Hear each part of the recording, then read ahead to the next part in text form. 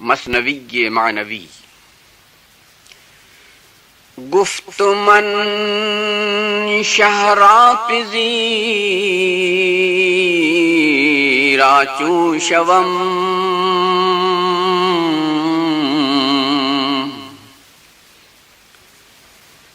بے بہانہ سوئے او من چون روم.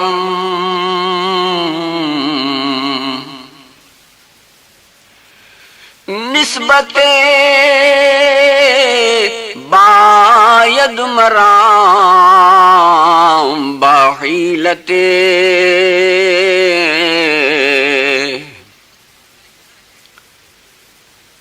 ہیچ پیشا راست شدو بے آلت.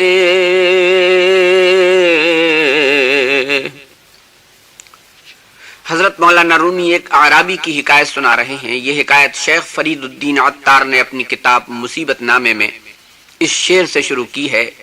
بود آ اعرابی درگوشئے ماندئے بیزادئے بیتوشئے. دور عباسی کے خلیفہ مامون رشید کے عہد خلافت کا واقعہ ہے کہ دارالخلافے سے بہت دور ریگستانی علاقے میں ایک قبیلہ آباد تھا. یہاں کھارے پانی کا ایک چشمہ تھا. اتفاقاً وہاں قحط نمودار ہوا اور شدید گرمی کے باعث اس قبیلے کا وہاں آباد رہنا ممکن نہ رہا. قبیلے کے لوگ ادھر ادھر ہجرت کر گئے. ایک اعرابی جس کا قصہ بیان ہو رہا ہے سخت عسرت و تنگ دستی کے باوجود اپنی بستی میں مقیم رہا.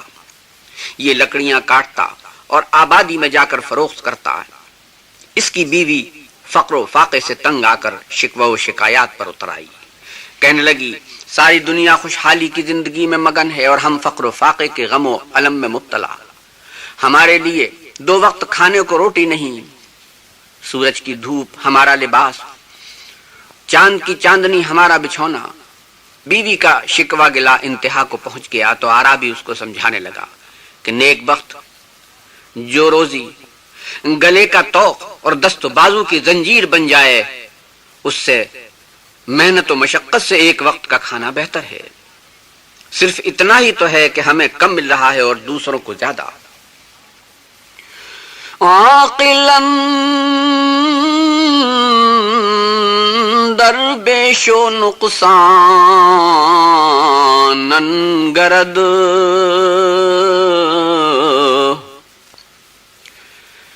زاکے ہر دو ہم چو سیلے بگزرد. عقل والے کم و بیشی کو نہیں دیکھتے اس لیے کہ یہ دونوں بہاؤ کی طرح گزرے چلے جا رہے ہیں. خواہ صاف و خواہ سیل تیز رو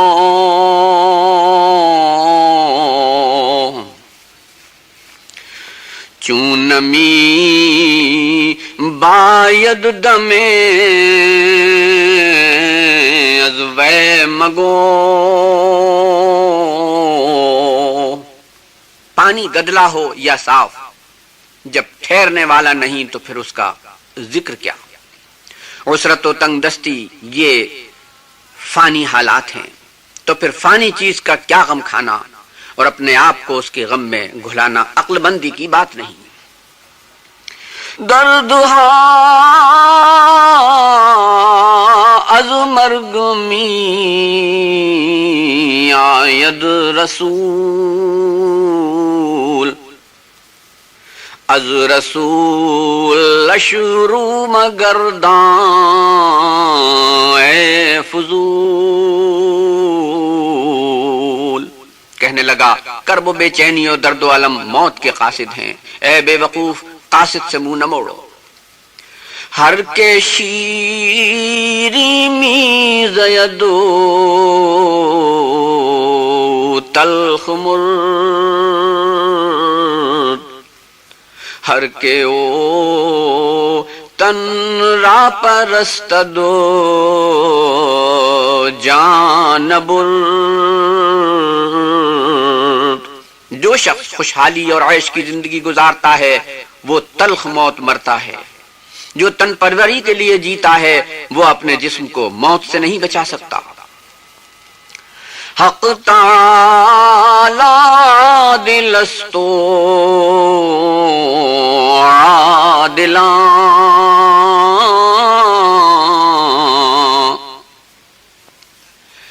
کہ کنن استمگرے بر بے دلاں۔ اللہ عادل ہے اور عادل کی شان ہے کہ وہ کمزوروں پر ظلم نہیں کیا کرتا، اگر طاقت سے زیادہ مل جائے تو کمزور ہلاک ہو جاتے ہیں۔ اعرابی اور اس کی بیوی میں جھگڑا ہو رہا تھا۔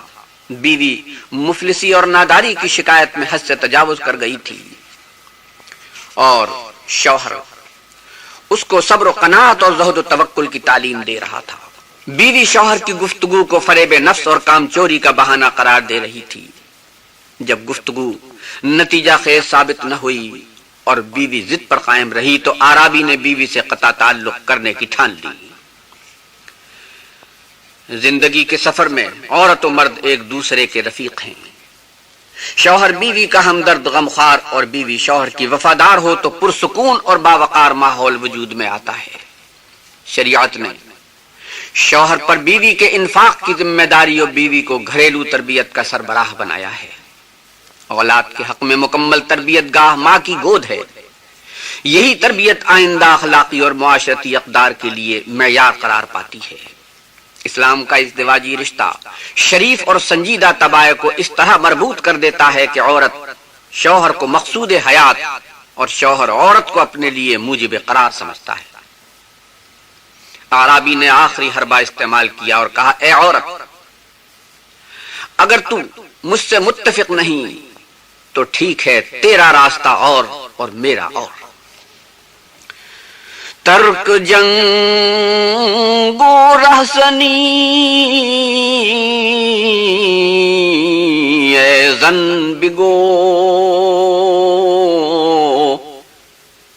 ورنہ می گوئی بدتر کے من بگو۔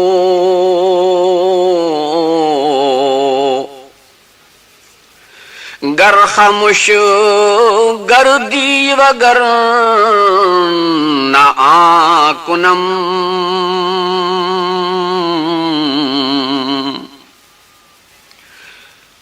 گر خاموش گردی وگر نہ آکنم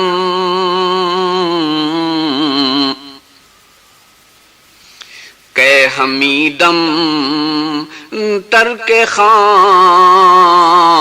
و ما کنم۔ وہ کہنے لگا، لڑائی اور رہزنی چھوڑ دے، اگر یہ نہیں چھوڑتی تو مجھے چھوڑ دے۔ اگر تو خاموش نہ ہوئی تو یاد رکھ میں یہ کروں گا کہ ابھی گھر بار چھوڑ کر چلا جاؤں گا۔ شوہر کے یہ الفاظ سن کر عورت تڑپ اٹھی، بے قرار ہو کر رونے لگی کہ میری گفتگو کا مقصد تجھ سے بیزاری نہیں تھا، تنگ دستی کا شکوہ تھا۔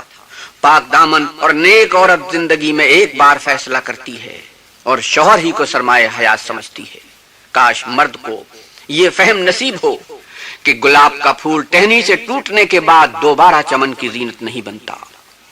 بے درد ہیں اور درندہ صفت ہیں وہ انسان جو خوشبو سونگ کر نازک پھول کو پاؤں سے مسل دیتے ہیں۔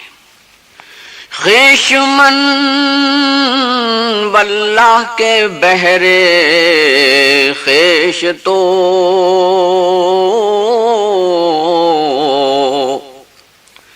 ہر نفس خواہد کے میرد پیش تو۔ وہ کہنے لگی، واللہ میری ہستی خاص تیرے لیے ہے، ہر لحظہ یہ تمنا ہے کہ تیرے ہی سامنے جان دے دوں۔ اگر تو ناراض ہو تو میں سونے چاندی پر خاک ڈالتی ہوں۔ تو کے در جانو دلم جامے کنی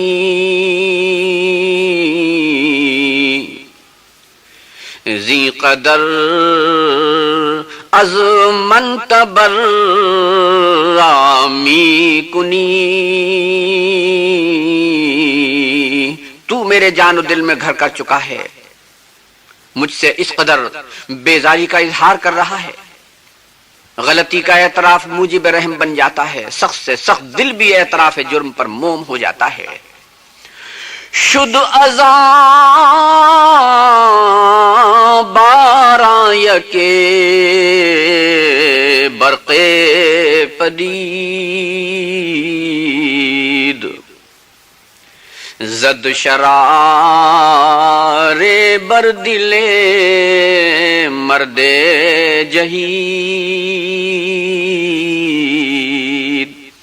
اس میں سے ایک بجلی پیدا ہوئی اور اس کا ایک شرارہ مرد کے دل پر گرا۔ عورت کے آنکھ سے آنسو گرے تو جس طرح بارش میں بجلی گرتی ہے، شوہر تڑپ اٹھا۔ عورت کی گریہ وزاری اور بے قراری دیکھ کر عرابی کا دل موم ہو گیا، وہ اپنی ناراضگی پر بڑا نادم ہوا۔ مولانا اس موقع پر فرماتے ہیں کہ مفتوح اور مغلوب پر حکومت کرنا کمال کی بات نہیں، اچھی عورت شوہر کی دست نگر ہوتی ہے۔ عورت پر رحم و شفقت انسانیت کی علامت ہے۔ مرد عورت کے ساتھ ترحم و شفقت اور محبت کا برتاؤ کرے، یہ بشریت کا تقاضا ہے اور خاصہ ہے۔ عورت مطلقاً رحم و شفقت کی محتاج ہے، وہ کسی کی لاڈلی بیٹی ہے، کسی کی چہیتی بہن ہے، اور اپنے جگر ٹکڑوں کو چھوڑ کر مرد کے گھر پر آ پڑتی ہے۔ مولانا ایک عارفانہ نقطہ بیان فرماتے ہیں کہ مرد و عورت کا قصہ ایک مثال ہے، اس کو اپنے نفس اور عقل پر منطبق کرو۔ عورت اور مرد کی تشبیہ نفس اور عقل کے لیے ہے۔ عقل اور نفس نیک و بد دونوں کے ساتھ ہیں، یہ دونوں عالم سفلی کے پابند ہیں، دن رات جنگ اور بحث میں مصروف ہیں۔ عورت گھر کی ضروریات چاہتی ہے، آبرو، روٹی اور خوان عزت طلب کرتی ہے۔ عقل ان فکروں سے واقف نہیں، اس کے دماغ میں اللہ کے غم کے سوا کچھ نہیں۔ مولانا رومی عرابی کا باقی قصہ بیان کرتے ہیں کہ نیک عورت سب کچھ برداشت کر سکتی ہے، شوہر سے جدائی برداشت نہیں کر سکتی۔ عورت طلاق کا نام سن کر کانپ اٹھی، اس نے اسی وقت شکوہ و شکایت سے توبہ کی، کہنے لگی میرے سرتاج میں تجھ سے راضی ہوں، تو جس حال میں رکھے گا رہوں گی، تا زندگی تجھی کو دیکھوں گی۔ میری زندگی کے ساتھی میرا ایک مشورہ مان لے۔ مشورہ یہ ہے کہ تو خلیفہ بغداد کے دربار میں باریابی حاصل کر، سنا ہے وہ جود و کرم کا دریا ہے، اس کے دربار سے کوئی خالی ہاتھ نہیں لوٹتا۔ تو اس کے سامنے اپنی مفلسی کا حال بیان کر، یقیناً کامیابی حاصل ہوگی۔ ہم پر اس کا ادنا سا لطف و کرم ہوا تو ہمارے دن پھر جائیں گے۔ مولانا فرماتے ہیں کہ خلیفہ وقت خدا کا نائب ہے، شہر بغداد اس کے باعث موسم بہار کی طرح پر بہار ہے۔ یہاں پر حضرت مولانا رومی نائب سے اللہ والوں کی طرف اشارہ فرما رہے ہیں۔ بغداد میں ایک زمانہ تھا جہاں اولیاء اللہ کا مرکز و مسکن تھا۔ درویش بادشاہوں کی بارگاہ میں کہاں جاتے ہیں، بادشاہ ان کی زیارت کو آتے ہیں۔ مثنوی قصہ گوئی کی کتاب نہیں، عرفان حق اور نسبت اللہ کا کامیاب نسخہ ہے۔ جس طرح قرآن پاک میں قصص اور واقعات سے ہدایت و موعظت کا سبق دیا گیا ہے، اسی طرح مولانا رومی نے قصص و حکایات، تشبیہات و تمثیلات کی روشنی میں تعلق باللہ اور نسبت اللہ کی تعلیم دی ہے۔ اعرابی جو ایک مرد بزرگ تھا، مفلسی کے علاج کی خاطر خلیفہ بغداد تک پہنچنے کے بارے میں فکر مند ہوا۔ بیوی سے کہنے لگا رفیق حیات، تیرا مشورہ سر آنکھوں پر، لیکن اس کے دربار میں حاضری کے لیے کوئی وسیلہ اور بہانہ چاہیے، کوئی ذریعہ اور بہانہ ہونا چاہیے، میں اس کے پاس خالی ہاتھ کیوں کر جاؤں؟ سوال مفلسی کا تھا مگر اعرابی خالی ہاتھ کا شکوہ کر رہا ہے۔ مولانا فرماتے ہیں گفت من شہرا پذیرا چون شوم،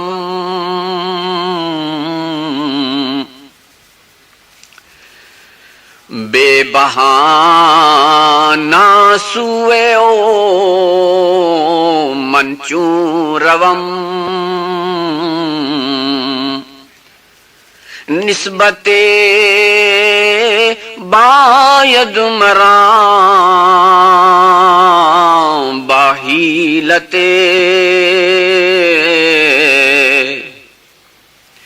هیچ پیشا راست شدو بے آلتے.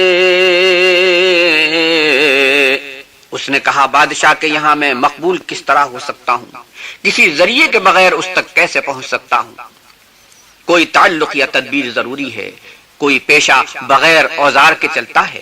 بیوی کہنے لگی تو سامان کی بات کرتا ہے, سامان تو دعوی انانیت ہے, اس دربار میں سامان تو بے سر و سامانی ہے, تو سامان کی باتیں کر رہا ہے. جب تک انانیت سے نہ نکل جائے اور عز و نیاز مندی کو شیوا نہ بنائے اس وقت تک مفلسی اور فقر کہاں. شاہ کے لطف و کرم کا مستحق تو مفلس ہو سکتا ہے. عربی کہنے لگا پس گواہ بایدم بر مفلسی تاشہم رحم میں کند در مفلسی. مفلسی پر میرا کوئی گواہ ہونا چاہیے تاکہ بادشاہ میری مفلسی پر رحم کرے. کی گواہی کش ز گفتو رنگ بدو نزد آن قاضی القضاء تاجر حشد. گفتگو اور وضاقتہ گواہی کے لیے کافی نہیں. احکم الحاکمین کے سامنے زبانی اور ظاہری شہادت نہیں, باطنی شہادت کے بغیر وہاں ظاہری رکھ رکھاؤ بے سود ہے. وہ تو دلوں کا حال جانتا ہے. پس گواہ زندرومی بایدم نے گواہی برومی بایدم. مجھے کوئی باطنی گواہی درکار ہے, ظاہری گواہی کی مجھے ضرورت نہیں. صدق می باید گواہ حال او تابتا بد نور او بے قال او.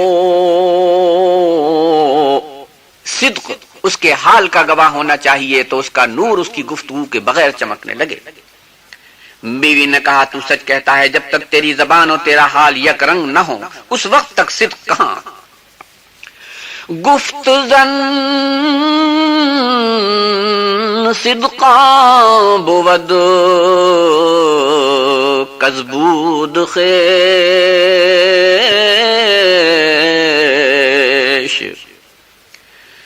پاک بر خیزی تو از مجہود خیش. عورت نے کہا صدق یہ ہے کہ اپنے وجود سے اپنی کوشش سے بالکل علیحدہ ہو جا, اپنی طرف سے آنکھ بند کر لے, جد و جہد کر اور اپنی جد و جہد کو اس کی منشا کے تابع کر لے اور ہر کمال سے لا دعوے ہو جا, تجھ میں صدق کا رنگ آ جائے گا. یہاں صدق کہ وہ معنی مراد نہیں جو عام طور پر سمجھے جاتے ہیں. صدق تصوف کی اصطلاح ہے.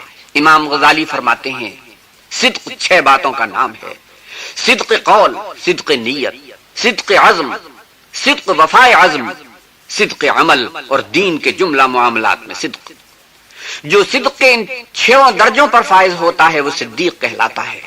انبیاء کرام کے صدیق ہونے کی یہی معنی ہے کہ وہ 6 مقامات میں کامل تھے. قرآن پاک میں ہے وذکر فی الکتاب ابراہیم انہ کان صدیقا نبیا. قرآن پاک میں ابراہیم کا ذکر پڑھو, وہ صدیق نبی تھے. امت مسلمہ میں یہ مقام حضرت صدیق اکبر کو حاصل ہوا ہے. جو ان 6 صفتوں میں سے 2-4 صفتوں سے متصف ہوا کرتے ہیں وہ صادق کہلاتے ہیں. ارشاد باری ہے یا ایھا الذین آمنوا اتقوا اللہ وکونوا مع الصادقین. اے ایمان والو تقوی اختیار کرو اور صادقین کی صحبت اختیار کرو. یہاں پر ایک بات اور ذہن نشین کرتے چلیے کہ جس نبی کی امت کے لوگ اور اس کے تربیت یافتہ صادق اور صدیق کے مقام پر فائز ہوں اس نبی کی شان کمال و تکمیل کا کیا عالم ہوگا. بعد از خدا بزرگ تو یہ قصہ مختصر۔ اعرابی اور اس کی بیوی میں گفتگو ہو رہی تھی، اس نے شوہر کی رہنمائی کی اور کہا تیرے پاس ایک قیمتی تحفہ ہے اور وہ اس قابل ہے کہ اس کو خلیفہ کے سامنے پیش کیا جائے۔ کہنے لگی آب بارانست مارا در صبح ملکتو سرمایہ اسباب تو۔ ٹھلیا میں ہمارے پاس بارش کا پانی ہے جو تیری ملکیت، تیرا سرمایہ اور اسباب ہے۔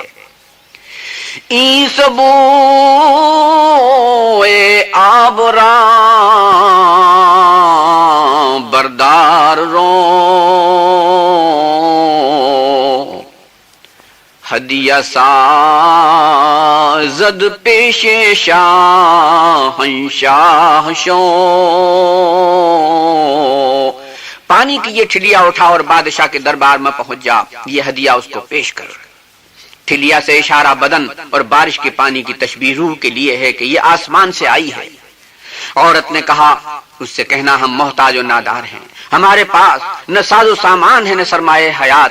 اس سے کہنا ہمارے پاس اس سامان کے علاوہ کچھ نہیں، یہ ٹھلیا میں میٹھا پانی ہے، جنگل میں اس سے اچھا پانی کوئی اور نہیں۔ اس بدوی کو کہیں سے بارش کا میٹھا پانی میسر ہو گیا تھا، اس نے ہمیشہ کھاری پانی پیا تھا۔ اس کے دل میں یہ بات بیٹھی تھی کہ میٹھا پانی اچھا تحفہ ہے، بادشاہ کے پاس یہ پانی کہاں ہوگا؟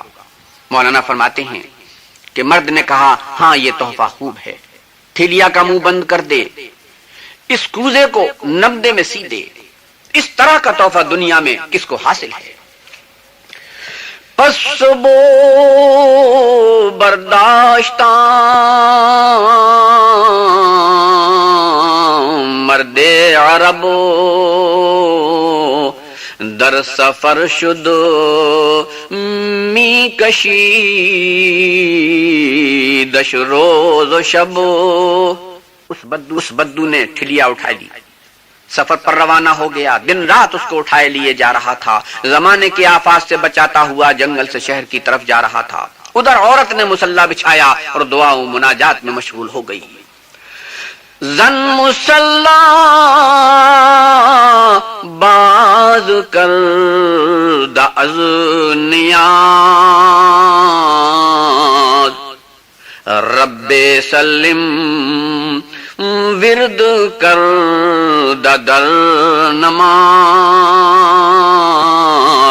عورت نے عاجزی سے مصلی بچھایا اور نماز میں دعا شروع کر دی، اے خدا اس کو سلامت رکھیو، ہمارے اس پانی کو نقصان پہنچانے والے شیطان سے محفوظ رکھیو، اے خدا یہ موتی اس دربار تک پہنچا دے۔ میرا شوہر اگرچہ باخبر اور صاحب تدبیر ہے لیکن موتی کے ہزاروں دشمن ہیں۔ مولانا فرماتے ہیں کہ ایمان ایک قیمتی گوہر ہے جس کے سینکڑوں دشمن ہیں، اگر عبادت و ریاضت اور دعا و مناجات سے اس کی حفاظت نہ کی جائے تو لٹیرے اس کو لوٹ لے جائیں۔ بدوی بڑی حفاظت و احتیاط کے ساتھ سفر طے کر رہا تھا۔ از دعا ہائے زنو زاریو وزغ میں مردو گران باریو سالم از دردانو از آسے بسنگ بردتان دار الخلاف بے درنگ۔ عورت کی عاجزانہ دعاؤں اور مرد کے غم اور جفا کشی کے بدولت چوروں اور پتھروں سے بچاتا ہوا مرد مومن کوزے آپ کو دار الخلاف تک لے پہنچا۔ جہاد بن نفس کی منزلیں طے ہوں اور سفر منزل کی طرف ہو تو شاہ تک رسائی حاصل ہوتی ہے۔ اعرابی بادشاہ کے دروازے تک پہنچ گیا، ابھی شاہ کے سامنے حضوری نصیب نہیں ہوئی تھی، لیکن جو باب کرم تک پہنچ گیا اس کو شاہ کے لطف و کرم کا اندازہ ہونے لگتا ہے، جو دور سے سنا کرتا تھا اب اس کو آنکھوں سے دیکھتا ہے۔ مولانا فرماتے ہیں کہ اس نے ایک ایسا دربار دیکھا جہاں لاکھوں ضرورت مند ہاتھ پھیلائے کھڑے ہیں اور اس کے در سے دامن مراد بھر بھر کر لے جا رہے ہیں۔ مولانا مقام ولایت و تقرب اللہ کے مراتب کا مشاہدہ کرا رہے ہیں۔ دم بدم ہر سوء صاحب حاجت یافتہ زادر عطا و خلعت، اس نے وہ انعاموں سے بھرا دربار دیکھا جہاں ضرورت مندوں نے جال بچھا رکھے تھے۔ اس کائنات ہست و بود میں انسان کا وجود ایسا ہے جیسے عظیم سمندر میں ایک تنکا۔ مومن کو یقین ہے کہ وہ اس کی جملہ قوتیں مخلوق ہیں اور اس کی اپنی پیدا کردہ نہیں۔ کافر اس غلطی میں مبتلا ہے کہ وہ اور اس کی قوتیں اس کی اپنی ملک ہیں، اس لیے وہ انا کی بندگی میں مصروف ہے، مگر اللہ کی شان یہ ہے کہ وہ مومن و کافر نیک و بد سب کو رزق دیتا اور اس کی حاجات پوری کرتا ہے۔ اسی کو مولانا فرماتے ہیں، بہر گبرو مومنو زیبا و زشت، ہمچو خورشید و مطر بلچوں بہشت، وہ دربار کافر و مومن اچھے اور برے سب کے لیے کھلا ہے اور اس کی بخشش سورج و بارش کی طرح ہے۔ دید قوم میں در نظر آراستہ، قوم دیگر منتظر برخاستہ، اس نے دیکھا کہ ایک قوم حاضر ہے، دوسری حاضری کی منتظر ہے۔ اہل صورت در جواہر یافتہ، اہل معنی بہر معنی یافتہ، طالبان دنیا جواہرات میں لدے ہیں اور اہل باطن باطنی علوم و حقائق سے بہرور ہیں۔ بانگ می آمد کے طالب بیا، جود محتاج گدا یا چوں گدا، آواز برابر آ رہی ہے، طالبو ہم سے مانگو۔ حقیقت یہ ہے کہ جس طرح محتاج سخی کو ڈھونڈتا ہے، اسی طرح خدا کا وجود و کرم محتاج کا منتظر ہے۔ آرابی کا قصہ سنیے، وہ بدوی دور کے جنگل سے دارالخلافے کے دروازے پر پہنچا تو بدوی کے پاس نقیب آئے، انہوں نے اس کے چہرے پر مہربانی کا گلاب چھڑکا، انہوں نے دریافت کیا، اے عرب کے سردار کہاں سے آیا ہے؟ بہت تھکا ماندہ معلوم ہوتا ہے۔ بدوی نے کہا، اے نقیبو، سردار تو تم ہو کہ تمہارے چہروں سے سرداری کی شان ظاہر ہوتی ہے، تم سب اللہ کے نور سے دیکھنے والے ہو، اللہ کی طرف سے انعام عطا کیے ہوئے ہو۔ میں ایک مسافر ہوں، جنگل سے آیا ہوں، بادشاہ کی مہربانی کی امید پر آیا ہوں، میں بادشاہ کے لیے ایک تحفہ لایا ہوں، اس کو بادشاہ کے پاس لے جاؤ، یہ بارش کا میٹھا پانی ہے جو گڑھے میں جمع ہو گیا تھا۔ نقیبوں کو اس پر ہنسی آ رہی تھی مگر انہوں نے اس کو قبول کر لیا۔ چوں خلیفہ دیدو احوال شنید، آنسبورا پرز زر کردد مزید، جب خلیفہ نے اس کو دیکھا اور اس کے حالات سنے تو اس ٹھلیا کو اشرفیوں سے بھر دیا، بلکہ اور زیادہ دیا۔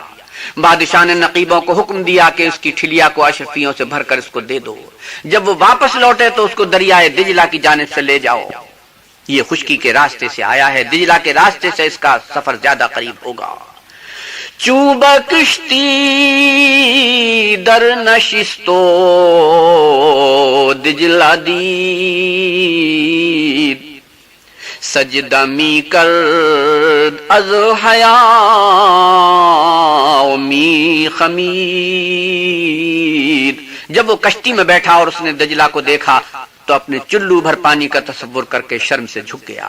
وہ سجدے کرتا تھا اور کہتا تھا کہ اس بادشاہ کی سلطنت میں میٹھے پانی کا سمندر بہ رہا ہے، اس نے میرا ٹھلیا بھر پانی جو دریا کے سامنے ایک قطرہ بھی نہیں قبول کر لیا۔ بندے کو اپنی بے مائگی کا احساس ہو جائے تو وہ سراپا عجز بن جاتا۔ جب وہ کشتی میں بیٹھا اور اس نے دجلہ کو دیکھا تو اپنے چلو بھر پانی کا تصور کر کے شرم سے جھک گیا۔ وہ سجدے کرتا تھا اور کہتا تھا کہ اس بادشاہ کی سلطنت میں میٹھے پانی کا سمندر بہ رہا ہے، اس نے میرا ٹھلیا بھر پانی جو دریا کے سامنے ایک قطرہ بھی نہیں قبول کر لیا۔ بندے کو اپنی بے مائگی کا احساس ہو جائے تو وہ سراپا عجز بن جاتا ہے۔ مولانا ہدایت فرماتے ہیں کل عالم را سبودائے پسر پرشدہ از لطف و خوبی تابسر، اے پسر ساری دنیا کو کوزہ تصور کر جو اس کے لطف و کرم سے کناروں تک بھرا ہوا ہے۔ یہ کائنات اس کے کمالات کے دریا کی ایک بوند ہے جو اپنے پر ہونے پر نازا ہے۔ انسان بھی کائنات کا ایک حصہ ہے، وہ اپنے اس علم پر نازا ہے جو سمندر کے ایک قطرے کے برابر نہیں۔ اگر وہ علم الہی کا ایک قطرہ دیکھ لے تو اپنے کوزہ علم کو توڑ دے۔ تیرے فکر کا پر مٹی میں سن گیا ہے اور بھاری ہو گیا ہے، کیونکہ تو مٹی کھانے والا ہے، تیری غذا مادی ہے، تیرے لیے مٹی روٹی کی طرح بن گئی ہے۔ فرماتے ہیں روٹی اور گوشت کم کھا تاکہ مٹی کی طرح تو زمین میں نہ رہ جائے۔ ہم غذا میں تمام عمر مٹی کھاتے رہے ہیں، آخر کار بدلے میں مٹی نے ہمیں کھا لیا۔ جب تو بھوکا ہوتا ہے تو کتا بن جاتا ہے، جب تیرا پیٹ بھر جاتا ہے تو مردہ ہو جاتا ہے۔ دیوار کی تصویر کی طرح بے خبر ہوتا ہے۔ روحانی غذا کا خوگر بن تاکہ زندوں میں شامل ہو جائے۔